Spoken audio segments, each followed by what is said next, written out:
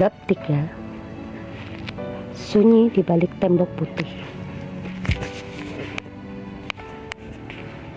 Jakarta telah melewati ribuan siklus macet dan polusi sejak hari berdarah itu. Bagi orang lain, waktu berjalan maju. Gedung-gedung baru menjulang di kawasan Sudirman dan teknologi semakin canggih. Namun bagi Kirana, waktu berhenti di sebuah sore yang amis oleh bau darah dan dingin oleh penyesalan. Kini, Kirana bukan lagi gadis SMK dengan seragam putih abu-abu yang rapi. Rambutnya dipotong pendek asal, matanya yang dulu bersinar kini redup dan kosong. Ia duduk di pojok sebuah ruangan bercat putih di rumah sakit jiwa Grogol. Di tangannya, ia memegang sepotong biskuit yang sudah hancur, namun ia menatapnya seolah itu adalah benda paling berharga di dunia. Adrian, makanya pelan-pelan, bisik Kirana pada udara kosong di depannya. Ia tersenyum tipis. Sebuah senyuman yang lebih menyayat hati daripada tangisan.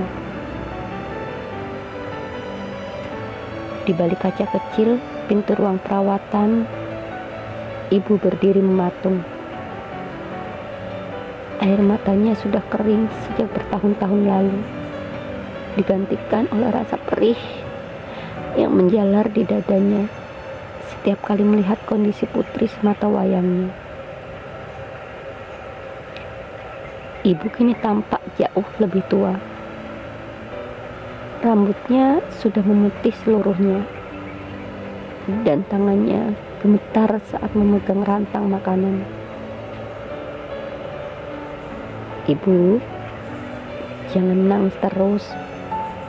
Kirana pasti sembuh. Suara itu mengejutkan ibu.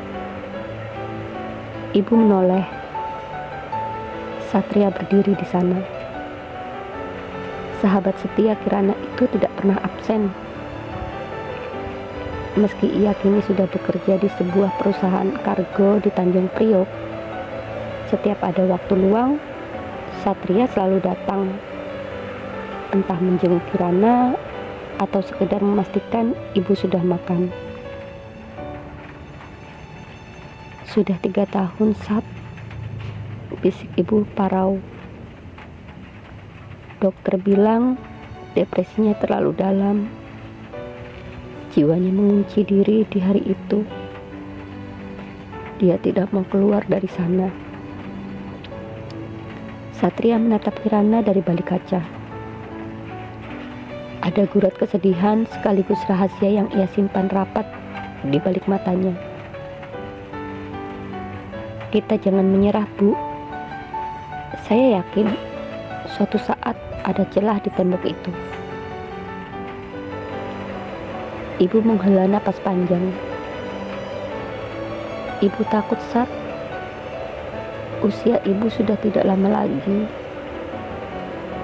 Kemarin ibu masuk rumah sakit lagi. Jantung ibu semakin lemah. Siapa yang akan menjaga Kirana kalau ibu sudah tidak ada?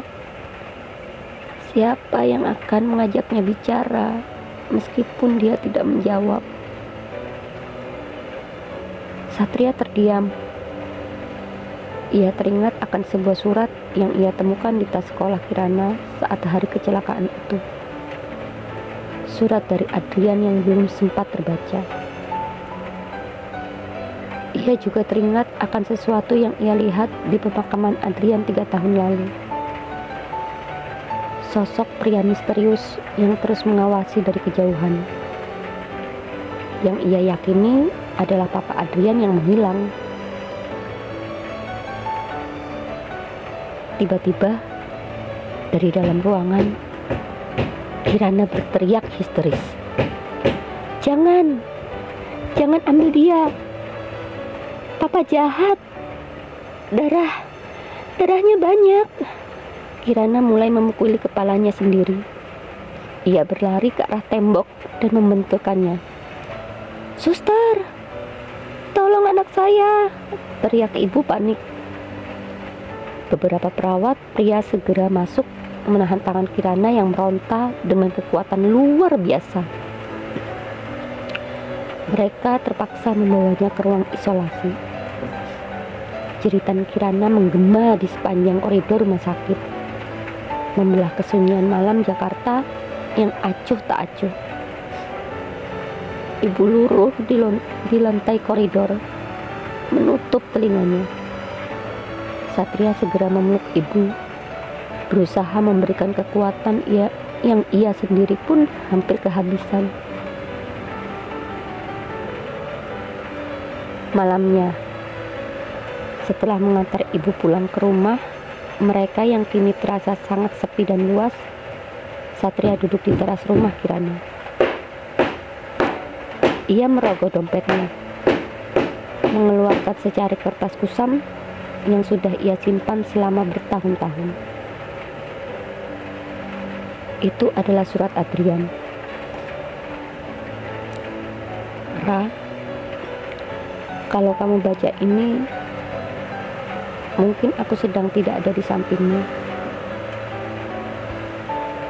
Aku tahu papa sangat keras, tapi mama bilang ada sebuah tempat di luar Jakarta, milik kakekku, yang bisa kita tepati. Aku sudah menyiapkan semuanya. Kita akan mulai dari awal. Tapi jika sesuatu terjadi padaku, kumohon cari mama. Dia menyimpan sesuatu untukmu dan calon anak kita yang tidak diketahui papa." Satria meremas surat itu. Ia merasa bersalah karena baru sekarang ia merasa harus bertindak. Selama ini ia hanya diam karena takut memperburuk kondisi Kirana. Namun melihat ibu yang semakin ringkih, Satria sadar bahwa kunci kesembuhan Kirana mungkin bukan pada obat-obatan medis, melainkan pada kebenaran yang terkubur. Namun saat Satria hendak beranjak pulang, sebuah mobil hitam mewah berhenti di depan rumah ibu. Seorang pria dengan kursi roda diturunkan dari mobil itu oleh seorang perawat pribadi. Wajah pria itu sangat mirip dengan Adrian, namun versi yang jauh lebih tua dan lumpuh. Itu adalah Papa Adrian. "Tolong sampaikan pada wanita di dalam, saya ingin bertemu." Suara pria itu serak dan penuh penyesalan. "Saya ingin menebus dosa saya sebelum Tuhan memanggil saya." Satria terpaku. Kedatangan pria itu bisa menjadi obat, atau justru menjadi pemicu kehancuran total bagi ibu dan Kirana. Di rumah sakit jiwa, Kirana yang berada di ruang isolasi tiba-tiba berhenti mengamuk. Ia duduk tenang di bawah cahaya lampu yang temaram. Matanya menatap ke jendela yang berjeruji besi. Untuk pertama kalinya dalam 3 tahun, ia menyebut sebuah nama dengan jelas. Bukan nama Adrian.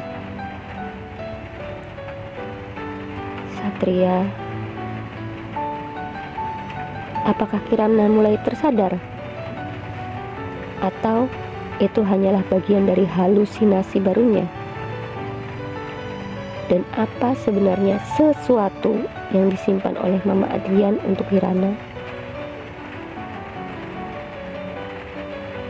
Kisah ini baru saja memasuki babak yang paling gelap. rahasia keluarga Adrian dan masa lalu Ibu Kirana akan mulai terkuak satu persatu, membawa kita pada sebuah kenyataan yang lebih pahit dari kematian itu sendiri.